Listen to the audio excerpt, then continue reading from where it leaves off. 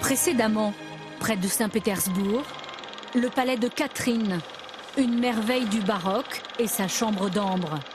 À Potsdam, le palais sans souci, si cher à Frédéric II.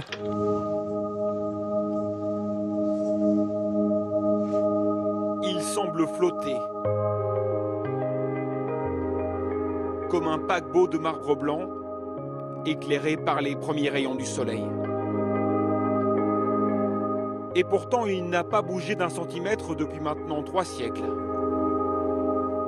Voici le palais du lac, l'ancienne résidence d'été des Maharajas d'Udaipur, aujourd'hui transformée en hôtel de luxe. La porte d'entrée, c'est cet embarcadère en fer forgé. Le bateau, c'est le seul moyen d'accès. À leur arrivée, une pluie de pétales accueille les clients. Et pour bien comprendre pourquoi ils sont traités comme des rois, tout commence par une visite guidée. Au XVIIIe siècle, le roi Jagar Singh a décidé la construction de ce magnifique palais. Une propriété de 16 000 mètres carrés. Tous les murs extérieurs que vous voyez sont d'origine, rien n'a été changé. À l'intérieur aussi, tout est resté figé des siècles en arrière. Une série de petites pièces en enfilade, ces alcôves, avec ce verre coloré incrusté dans le marbre. Ici, la fenêtre où s'installait le Maharaja lorsqu'il accordait une audience. Elle était bien sûr agrémentée de coussins confortables. L'harmonie est parfaite. Entre chaque aile du palais, des jardins et des fontaines pour rafraîchir le bâtiment. Les touristes indiens sont probablement plus émus que les autres. C'est comme si nous touchions du doigt ce que la royauté possédait au quotidien, ce qui est une sorte de privilège. Je réalise aussi que l'Inde était un pays très riche à un moment donné de son histoire.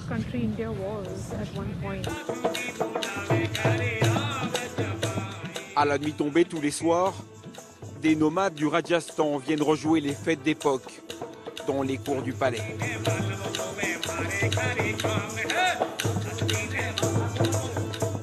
L'hôtel accueille des hôtes célèbres du monde entier, de Mick Jagger à Nicole Kidman, avec un souci de perfection absolue.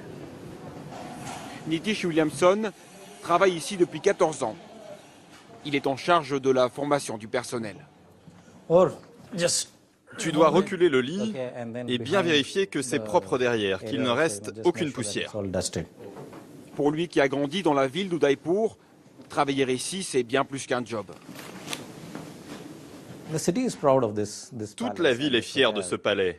Et quand vous marchez dans les rues et que vous croisez des habitants, vous leur dites que vous travaillez au palais du lac, ils vous regardent avec respect et admiration. Comme à l'époque du Maharaja, seule une petite élite plutôt nantie peut accéder au palais. La chambre la moins chère est facturée 600 € la nuit. Voici la suite Kush Mahal. C'était à l'époque la chambre des reines. À travers un jeu de vitraux colorés et de lumière, les reines pouvaient voir sans être vues. Le tout date de 1746. La balançoire est authentique aussi. De l'autre côté, sur une des rives du lac, un vieil homme regarde le palais. Arvind Singh Mewar est le 76e héritier des Maharajas d'Udaipur. Sa famille doit aujourd'hui louer le bâtiment pour faire face aux coûts d'entretien. Je suis très satisfait. C'est très bien si le palais est encore utilisé, si des touristes apprécient les lieux. Et surtout, cela nous appartient toujours. Que demander de plus? Son Altesse s'est transformé en homme d'affaires. Seule façon de protéger le palais de ses ancêtres, le joyau de cette dynastie royale qui prétendait descendre du soleil.